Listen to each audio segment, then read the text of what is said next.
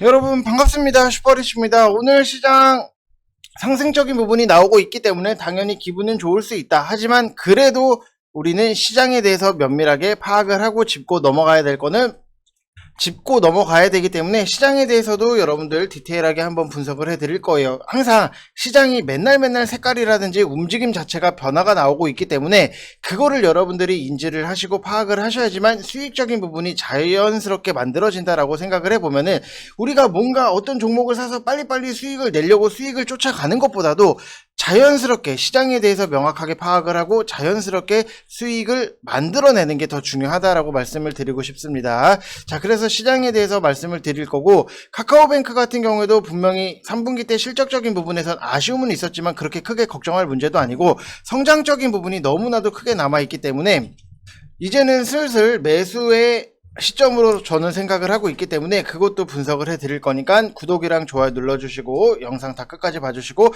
여러분들 뭐 궁금하신 사항 같은 거 있으면은 댓글에 많이 남겨주시길 바랍니다.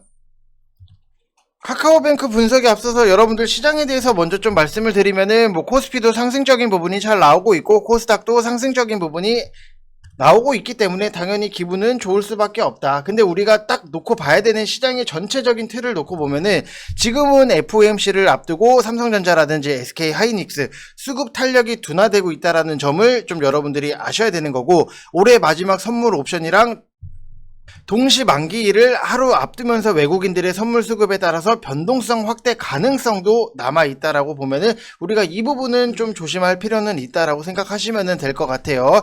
자, 그래서 주식에 대해서 제가 여러분들한테 지겹도록 많이 말씀을 드렸던 것 중에 하나가 어차피 하락하는 시점이라든지 하락하는 정도가 매번 다르기 때문에 저점이 어딘지에 대해서는 맞추기 힘들다라고 많이 말씀을 드렸어요. 그래서 대응이라는 잣대로 투자를 하는 것 자체가 무의미하다라는 것이고 하락하는 정도에 따라서 당연히 시간도 걸릴 수 있다. 이런 것들을 여러분들 스스로가 느끼셔야 된다. 그리고 오로지 회사의 내용이라든지 가격적인 부분을 먼저 생각을 하시고 투자를 해야 된다라고 말씀을 드리고 싶은 게 제가 포스코를 굉장히 많이 말씀을 드렸던 종목 중에 하나예요. 포스코 가지고 뭐 추천을 했던 사람이 유튜브에 있을지는 모르겠는데 솔직히 포스코 같은 경우에도 제가 왜 추천을 드렸냐면은 여러분들도 아실 거예요. 철강 가격이 상승적인 부분이 나온 것도 여러분들도 아실 거고 그러면은 실질적으로 재무도 좋아질 거에 대해서 분명히 아실 거예요. 그래서 제가 30만원 이하의 여러분들 1차적인 매수를 하시고 차후에 또 RSI 30 이하권으로 내려오면은 2차적인 매수를 진행을 하시라고 말씀을 드렸어요. 지금 보면은 여기서 30만원 딱 놓고 보면 우리가 29.39%의 RSI가 나오는 거고 그럼 우리가 30만원 부근에서 1차적인 매수 그리고 RSI 30 이하로 또 한 번 내려왔기 때문에 우리는 2차적인 매수를 할 수밖에 없어요. 그러면은 여러분들이 빠진다라고 해서 욕을 하거나 침을 뱉거나 이런 게 아니라 좋은 종목 실적에 대한 기대감 자체가 남아있는데 지수가 밀리니까 이것도 같이 밀리네? 그럼 나는 평단 관리를 하면서 더 사야겠다 이런 생각들을 여러분들이 분명히 하셔야 돼요. 그럼 지금 뭐 30만원에 우리가 1차적인 매수를 진행을 하고 뭐 7만원에 2차적인 매수를 진행을 했다라고 하더라도 여러분들 평단 자체가 28만 5천원이에요. 그러면 지금 29만 2천원이기 때문에 대형주를 가지고도 편안하게 수익적인 부분이 나올 수 있다. 이런 것들을 여러분들 굉장히 많이 생각을 하셔야 돼요. 무조건 실적도 잘 나오고 하는 부분이 있는데 지수가 밀리면서 같이 빠지니까 침을 뱉거나 아유 제가 추천을 하는데 또 밀리네 아유 손절이나 해야겠다 이런 식으로의 접근은 여러분들 절대로 지금 시장 색깔이랑 맞지 않는다라고 생각하시면 될 것 같습니다. 자, 그리고 제가 여러분들한테 추천을 드렸던 것 중에 하나가 뭐 하나는 아니죠. MC넥스 같은 경우에도 결국에는 남들이 관심 없을 때 우리가 48,000원 이하로 차곡차곡 모아가자라고 말씀을 드렸던 부분 결국에는 MC넥스도 상승적인 부분이 나올 수밖에 없었던 거고 KNJ 같은 경우에도 제가 어제 여러분들한테 수익 챙기실 분들은 챙기세요. 어차피 반도체 관련해서는 우리가 막차라는 느낌으로 수익 줄 때 챙겨야 된다라고 말씀을 드렸기 때문에 뭐 아직 갖고 계신 분들도 분명히 계실 거예요. 근데 뭐 챙기실 분들은 편안하게 챙기셔도 된다라고 말씀을 드리고 싶고 LG 이노텍 같은 경우에는 여러분들 급하게 생각을 하지 마세요. 제가 LG 이노텍을 가지고 어제 VIP 방에서도 정말로 디테일하게 왜 메타버스 산업에 대해서 우리가 기대를 해야 되는 부분 그리고 작년에 2차전지 쪽에서 상승적인 부분이 나왔던 거에 대해서 너무나도 디테일하게 설명을 해드렸기 때문에 우리는 이거 빠지면은 더 살 거예요. 많이 살 거예요. 그렇기 때문에 여러분들이 참고를 하시면 될 것 같고, MBT 같은 경우에도 오늘 살짝 눌림 자체가 나오고 있고 지금 24,750원이기 때문에 여러분들 뭐 급하게 생각하실 필요 없이 천천히 분할적으로 매집을 하시면 된다라고 말씀을 드리고 싶습니다. MBT 24,900원. 자, 천천히 급하지 않아요. 저는 여러분들한테 유튜브에서 급하게 빨리빨리 가는 거 드릴 생각이 없기 때문에 천천히 분할적으로 우리는 매집을 한다라고 생각하시면 될 것 같고, 그리고 메타버스 관련해서 제가 여러분들한테 메타버스에 있어서 제일 중요한 거 두 가지를 말씀을 드렸던 적이 있는데 그게 뭔지 기억이 나세요?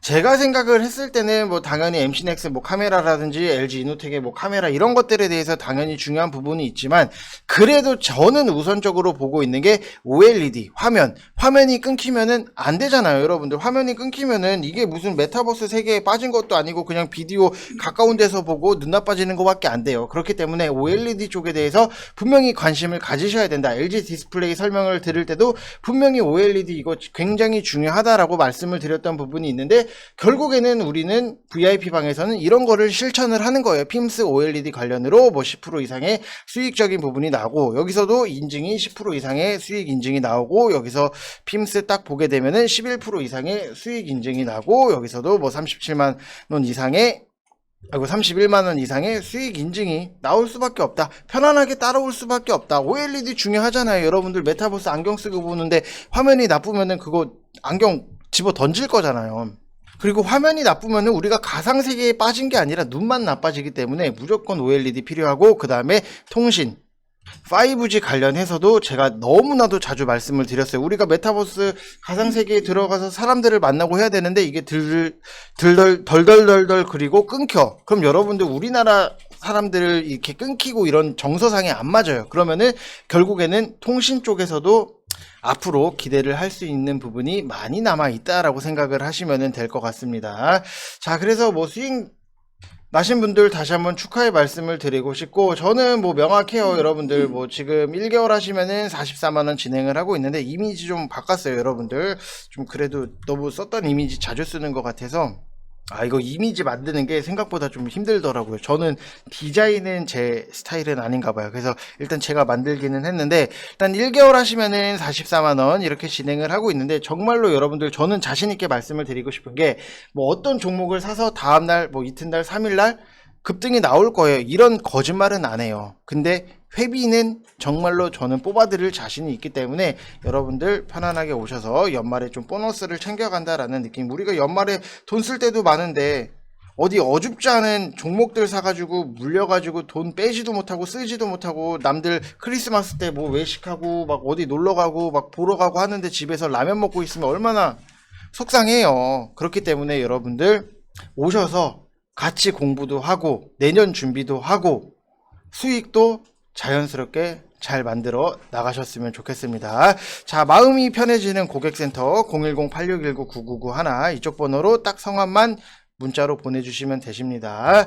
자, 그리고 우리가 좀 시장에 대해서 좀 얘기를 많이 하려고 해요. 최근에 뭐 시장에 대해서 걱정을 하시는 분들, 왜냐면은 시장 앞에 장사가 없어요. 시장에 대해서 여러분들이 알고 계셔야지만 앞으로의 그림도 좀 그려 나갈 수 있는 거고, 맨날 시장의 색깔이 바뀌는데 그것도 인지를 못하면은 정말 아무 의미가 없다. 그래서 지금까지의 시장을 보면은, 오늘 시장은 이제 지수 연동, 전기차 섹터가 이끌면서 시장에서 상승적인 부분이 나오고 있고, 그리고 게임주도 오르고 있긴 하지만 바이오 그때 그 종목들 모두 다시 상위를 차지를 하고 있고, 좀 뒤에서 설명을 해드릴게요. 그 다음에 뭐 반도체 2차전지 강세, 자동차 전장도 강세가 나오고 있고, 일반 우량주도 강세가 나오고 있고, 개별 테마도 강세가 나오고 있기 때문에 뭐 거의 대세 상승 모드로 흘러나가고 있다라고 보시면은, 오늘 눈에 보이는 것 중에 하나가 일단 1차적으로 좀 자율주행 쪽에서도 강세 흐름이 나온다라고 하는 부분은,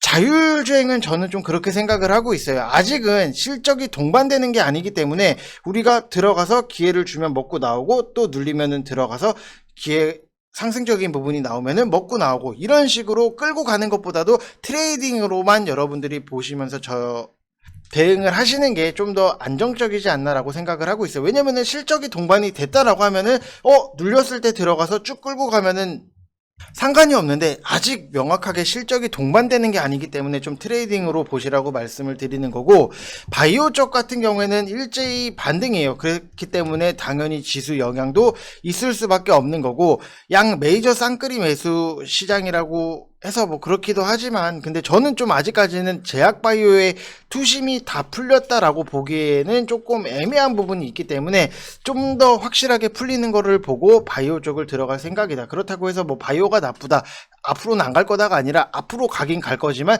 좀 더 확인을 하고 안정적으로 들어가겠다라고 말씀을 드리는 거고, 알테오젠 같은 경우도 올라오고 있고, 안트로젠도 올라오고 있고, 레고캠 바이오도 박스권 돌파가 나오고 있고, ABL 바이오도 추가 상승이 나오고 있고, 뭐 파맵신, 한올 바이오, 파마 이런 것들도 다 반등이 되고 있는데, 바이오 쪽은 어찌됐든지 간에 최근 흐름 자체는 굉장히 좋아요. 그래서 며칠은 대형주랑 무관하게 오르기는 한 건데, 오늘은 뭐 셀트리온이나 삼바 같은 경우 반등이 나와서 같이 반등이 나온다 이런 거니까 여러분들이 좀 참고를 하시면 될 것 같고, 바이오 쪽은 여러분들이 관심 많은 사람들이 다 똑같을 거예요. 관심 종목에서 삭제할 만큼, 치가 떨릴 만큼 지루하고 안 가고 하락이 나와서 짜증은 나지만 1년 넘게 쉬었기 때문에 지금은 좀 조용히 움직이고 있다라고 생각을 하시면 될 것 같아요. 그래서 조용히 움직이고 있기 때문에 저는 조금 더 확인을 하고 바이오를 좀 추천을 드리려고 해요. 저도 바이오 굉장히 좋아해요. 화끈하기 때문에.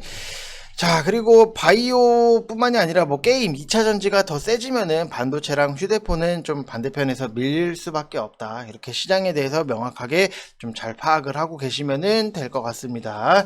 자, 그리고 이제 카카오뱅크에 대해서 좀 추천을 드리려고 하는데, 저는 카카오뱅크가 앞으로의 성장적인 부분이라든지 이런 것들에 대해서는 너무나도 좋다라고 생각을 해요. 그렇다고 해서 지금 67,700원 위치에 와 있는데 이거를 지금 당장에 사세요라고는 저는 말씀을 드리진 않을 거예요. 이거를 항상 대형주 같은 경우에는 좀 기준점을 여러분들한테 잡아드려야 될 필요가 있다라고 생각을 하고 있기 때문에, 나는 그래도 카카오뱅크가 좋다라고 하시는 분들은 무조건 뭐 여기서 1차적인 매수 진행을 하셔도 상관은 없으세요. 하셔도 상관은 없는데 RSI 30 이하로 빠졌을 때 한 번 더 사겠다라는 생각은 무조건 갖고 있으셔야 되는 거고, 이 위에서 갖고 계신 분들 막 지금 9만원 위에 막 8만원 위에 이거 저번에 뭐 댓글 보니까 89,000원이 올까요? 라고 뭐 생각을, 뭐 질문을 하셨던 분들도 계시더라고요. 86,000원이 올까요? 뭐 이렇게 질문을 하셨던 분들 같은 경우에는 분명히 성장성이 있기 때문에 86,000원 올 수 있어요. 근데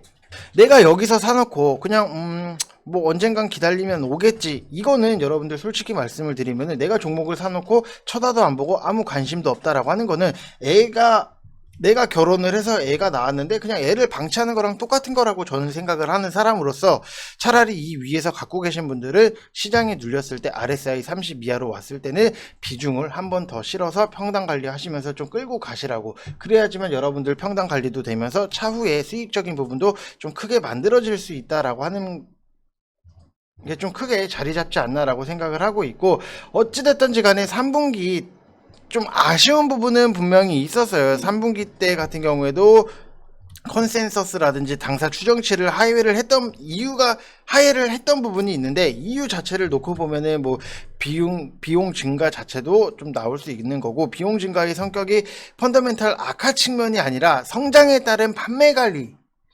판관비 증가로 인해서 포트폴리오 조정에 따른 건전성 대비 측면이기 때문에 경영 관리에 있어서는 크게 문제가 되는 것도 없다라고 보시면 될 것 같아요. 그래서 카카오뱅크 같은 경우에는 100% 모바일 기반의 은행이라고 보시면 되실 것 같고, 거기다가 혁신적인 UX랑 이제 상품들, 그리고 카카오뱅크 기술력을 활용을 해서 다양한 서비스들로 선풍적인 인기를 끌 수밖에 없었다. 그러면은 앞으로도 인기가 굉장히 많을 수밖에 없다라고 보시면 될 것 같고, 분명히 카카오뱅크가 대출 분야에 있어서 장애물들을 굉장히 많이 낮춰놨기 때문에 뭐 대출을 하는 데 있어서 우리가 막 은행을 들락달락 하는 것도 아니고, 인터넷으로 뭐 직장명을 치거나 아니면은 뭐 급여를 증명을 하면은 대출이 좀 쉽게 나오는 부분이 있어요. 뭐 비상금 대출인가 뭐 이런 것도 있던 부분이 있기 때문에 굉장히 유저들 유입도 이끌어냈던 부분이 있는데, 핀테큐 이제 규제 때문에 직격탄을 맞으면서 좀 하락적인 부분을 보였다가 그래도 다시 상승 추세를 보이고 있다. 그래서 뭐 전세 대출 규제 제외 발표가 이제 카카오뱅크 주가의 전망에 굉장히 긍정적인 부분이고, 국고금 수납점 승인 소식도 당연히 이거는 뭐 호재거리 중에 하나였다라고 생각을 하시면 될 것 같아요. 그래서 좀 우리가 관심 있게 봐야 되는 것 중에 하나가, 여기서 보면은 기관들의 연속적인 매수세들 굉장히 잘 들어오는 모습도 나오고 있고, 연기금도 꾸준하게 들어오는 모습 자체가 나오고 있었기 때문에 카카오뱅크가 원래부터 기관의 사랑을 많이 받아왔어요. 그래서 인터넷 뱅킹으로 막강한 위치를 가지고 있으면서 대출 면에서도 호실적으로 좀 이어갈 수 있는 전망 자체가 높기 때문에 이거는 좀 시간적인 부분이 걸리더라도 여러분들이 좀 끌고 가셔도 좋은 결과 만들어질 수 있다라고 말씀을 드리고 싶습니다. 대신에 RSI 30 이하는 꼭 한 번씩 기억하시기 바랍니다. 자, 이상 영상 마치겠습니다. 감사합니다.